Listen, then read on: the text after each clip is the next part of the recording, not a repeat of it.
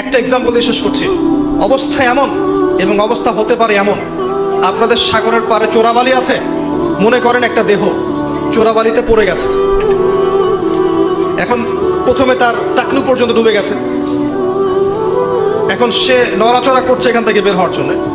আশপাশে অনেক মানুষ, এই মানুষগুলো বলছে নড়াচড়া করো না, নড়াচড়া করো না, যদি নড়াচড়া করো তাহলে আরো ডুবে যাবে। কথা বুঝতে পারছেন?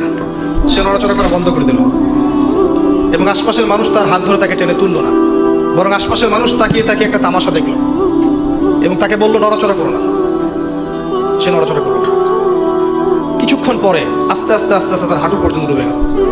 অটোমেটিকলি নড়াচড়া না করলেও তো ডুবে না? ডুবে গেল হাঁটু পর্যন্ত। এবার সে ছটফট করছে, আরো বেশি বের হতে হবে আমাকে। আশপাশে সব মানুষ বলছে নড়াচড়া করো না, ডোন্ট মুভ, নড়াচড়া করো না, নড়াচড়া করলেই আরো ডুবে যাবে। আশপাশে সব মানুষ তাকে টেনে তোলার চেষ্টা করলো না।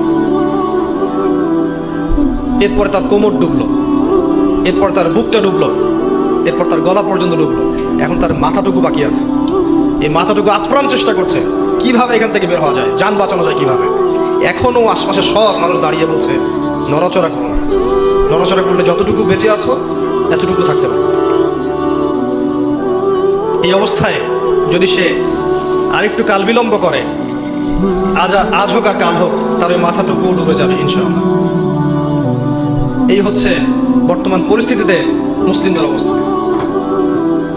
কে ওই দেহটাকে টেনে বের করবে? কাদের এই হিম্মত আছে? কারা সেই মানুষ যারা এই প্রায় ডুবে যাওয়া দেহটাকে টেনে তুলবে এই বিশ্বের মধ্যে? এর চেয়ে ভালো কোনো এক্সাম্পল আমার কাছে জানা নাই। এই যে এক্সাম্পলটা দিয়েছি আমি, এটা আমি আপনার